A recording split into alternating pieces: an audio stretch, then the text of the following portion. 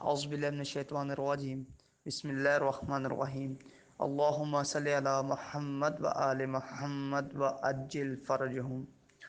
رسول اللہ صلی اللہ علیہ وسلم نے فرمایا، علم کا طلب کرنا ہر مسلمان کا فرض ہے۔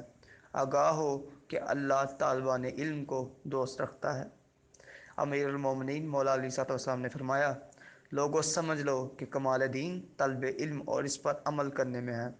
آگاہ ہو کہ علم کا طلب کرنا تمہارے لیے مال کا طلب کرنے سے زیادہ واجب ہے، کیونکہ مال تمہارے لیے تقسیم شدہ ہے اور خدا اس کا ضامن ہے۔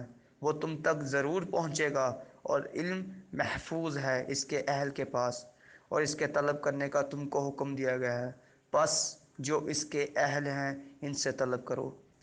امام موسیٰ کاظم علیہ السلام سے کسی نے پوچھا، کیا یہ درست ہے کہ انسان کو جس چیز کے معلوم کرنے کی ضرورت ہو اس کے متعلق سوال ترک کر دے؟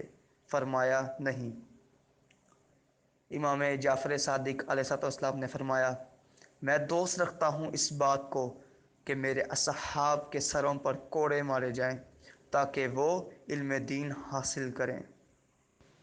مزید امام جعفر صادق علیہ السلام نے فرمایا، تمہارے لیے علم دین حاصل کرنا لازم ہے۔ تم بدوے عرب نہ بنو، کیونکہ وہ علم دین حاصل نہیں کرتے تھے۔